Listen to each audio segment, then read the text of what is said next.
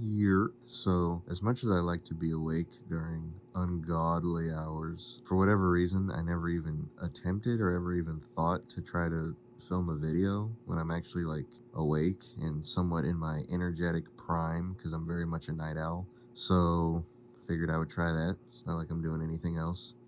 And it's kind of something that's been on my mind all day because this will be my video that's posted on the 23rd day, or is representative of the 23rd day.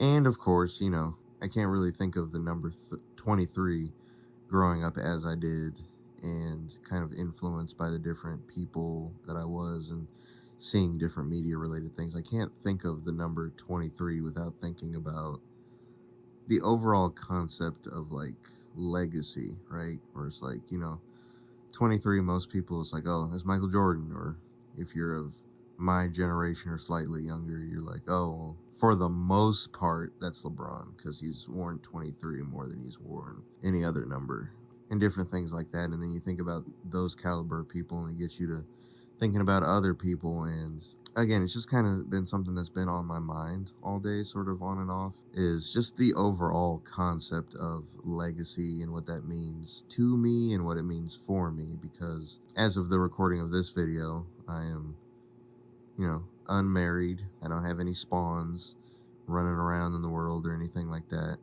And I feel like even that, like the concept of that, that's kind of changed and evolved as I've grown up, because I think for a long time I genuinely kind of wanted to kind of fly solo for the rest of my life. And then, the older I get and the more I experience different things and the more I kind of see different things, I feel like I kind of go back and forth. Like, I feel like I've definitely always had this longing to kind of like not necessarily be a teacher in the traditional sense, because I don't know if I could handle that, but I have intrinsically always liked and sort of gravitated towards being like a mentor of sorts, or like a big brother esque figure or something like that. It's just like, anyway, like, am I your parent? No. Am I in charge of you? Depending on context, not necessarily. But I feel like I can offer you something as far as like, I feel like for the most part, obviously, I've had my moments of doing stupid things, saying stupid things, thinking stupid things. We all go through that. But for the most part, I think it's, if you talk to me for long enough, and if I even think about it myself long enough, in the grand scheme of things, most people would consider me having my head on straight. And, you know, especially growing up in today's age, how things are now, I feel like things are like, a lot of things are at its most radical version now compared to like previous years. And so there's a lot of confusion. There's a lot of things that young people in general are being exposed to in ways that they haven't really been exposed to it up until now. And I feel like in a lot of ways, I've always been a little bit older than my years, or more mature than my age would suggest, I guess, or however you want to phrase that. And whether it's people younger than me, people my age, people older than me, it doesn't matter. I've just always felt this intrinsic pull and almost a need to kind of like just be there for people as much as I can. And not to say that I have all the answers, but I feel like the little handful of answers I feel like I do have about certain things, I feel inclined to share those with people, especially if they ask me. It's like, well, what would you do, or how would you handle this, or what's your opinion on this? And I'm just honest, and for the most part, it seems like it helps people, or people kind of get something positive from that in most cases. So again, it makes me think about the concept of legacy, where it's like, at the end of the day, how will people actually remember me? And that's something that I ask myself a lot, and it's something I kind of question the importance of in my life a lot, because I, to some extent, this may come as a surprise to some people, but as I've stated before, one, I'm incredibly introverted, and two, kind of within that same vein, I can be somewhat antisocial, in the sense of, I really, for the most part, I like to stay to myself, or if I'm not by myself, I like to have a very, very small, closed off circle of friends and acquaintances and associates and different things. Even the word friend, I don't really say that loosely. If the word friend comes out of my mouth towards someone, that means, I'm very, very close with that person, and they've proven that they've earned the title of friend from me. When I say it's a high bar, I don't know if I would say that, but it's not anything I just give out freely, So, in the event that, God forbid I were to expire before my time, or, go early, or even if I, live to a nice, decent, ripe old age and then I kick the bucket after that, I kind of wonder, and I've put increased thought and, to an extent, increased importance in how I'm remembered. Because as someone who is pretty introverted and who doesn't is not naturally extroverted in that way, a lot of my existence and a lot of how I'm able to move and act and just kind of be comfortably revolves around kind of, not really making myself the center of attention in a lot of spaces, even when I kind of am, or when I kind of have to be in certain scenarios and certain contexts. It's not necessarily anything that I'm comfortable with, which definitely sounds hypocritical and like a weird conflict of interest, considering I have a considering I have a whole YouTube channel where, at this point, the majority of it is just me yapping. But I really don't think I know I have importance as a human being and as a part of a bigger collective sort of thing. But as far as like on an individual level, I don't think I'm any great or important or, uh, high status person or anything like that. I really don't. I kind of recognize how insignificant I am in the grand scheme of things.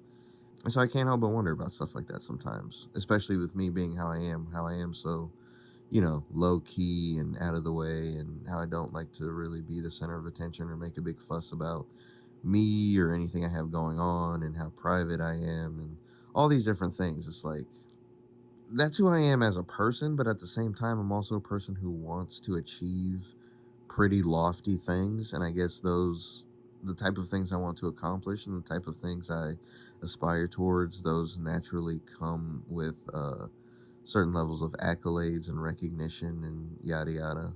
And so it's something I just can't help but wonder sometimes, where it's like, at the end of the day, what kind of legacy am I making? How will people remember me? Who will remember me, if anyone? And I guess for the most part, it's part of like how I live my life. I forget who said it or the first time I heard it, but that quotes something along the lines of, "You live your funeral every day," or something to that extent, where it's like basically however you would want to be talked about at your funeral or at your memorial or whatever, that's how you should, be modeling your life. So, if you want people to say you were a good person or a kind person, then you should do good and kind things. If you want people to, recognize you as a strong person, you should do related things, so on and so forth. And I do my best to do that. Obviously I don't always get it right. And I've certainly made a lot of mistakes up until now. And I'm sure I will continue to make mistakes. But I don't know. Anything I could do to help whoever I can. Not even so much make less mistakes, but like less dumb mistakes, in the sense of the ones that I've made. Because I do truly believe that making mistakes and kind of taking certain lumps and different things, I do think that is important for development, and there's certain lessons you can only learn that way. But a lot of suffering, a lot of lessons, a lot of stuff like that, a lot of it is admittedly unnecessary suffering, and it's just suffering that happens as a result of, stubbornness or hubris or arrogance, or, any combination of things, ignorance even. So I don't know, I feel like I'm rambling a little bit, and to a certain extent all these different questions and different things I'm wondering about and thinking about are extremely rhetorical. But I don't know, I guess in my typical fashion I'll throw a little tidbit of something at the end and just say, whatever you want your legacy to be or whatever you think it is. Important things to remember are one, the obvious, which is just, treat people how you'd want to be treated, or whatever you want said at your funeral, or however you want people to remember you. That's how you should live and walk and, just sort of be in your existence. Also, in regards to legacy, or I guess just general reputation. There's a lot of people who have the mindset of like, oh well, this is just who I am, or this is how I've always been, or this is what people know me as, or it's like, if I'm not this, or if I'm not that, or because I've done this, or because I've done that, or I haven't done this or that, that's just who I am. That's how it is, and that's how it's always going to be. Every single day that you wake up is a chance to live the way that you prefer to, or at the very least take steps towards it. So, if you're a felon, if you've now don't get me wrong, that doesn't mean, consequences are just, magically gonna go away just because you decide you want to try to make a change. Obviously, there are certain things that on moral, ethical, and even like public opinion levels, there are certain things that it's just like, if nowhere else, or if nothing else, in people's minds, they're not really gonna get over that. And I don't think I really need to go into detail right now about what those things are, or what those things can be. But I will say, just because you want to make steps, that doesn't always control how people will see you or anything like that or whatever. But I will say, you shouldn't do other things for other people anyway, regardless of what situation you find yourself in. You should do it because it's what you want to do, or what you feel you need to do for you and for your own, consciousness, or conscience and fulfillment and betterment. So if you're thinking about it in those ways, there's always a chance. Or, if you're a felon, if you've, done some unspeakable things or bad things in your past, and you kind of want to, change course, change direction, it might not necessarily go how you want it to go or how you envision it going, but at least at the end of the day, you'll have some level of inner peace with maybe not all of your decisions or all of your choices or actions that you've done, or, decisions you've made, but you'll at least have peace at the fact that, you know, you earnestly attempted to try to course correct or change certain things, or move in ways that were a bit more honorable or something like that. I feel like I'm kind of all over the place right now. But yeah, that's just a tidbit of some things I think about when, I'm in my quiet time and I don't really have a lot of hustle and bustle going on, and I can kind of just let my brain breathe a little bit. This is just one example of the numerous sort of things I think and somewhat overthink about, but I'm not gonna yap for too much longer. I was gonna make a video on this anyway, but then it just came out like this. So, but yeah, more at 11. Peace.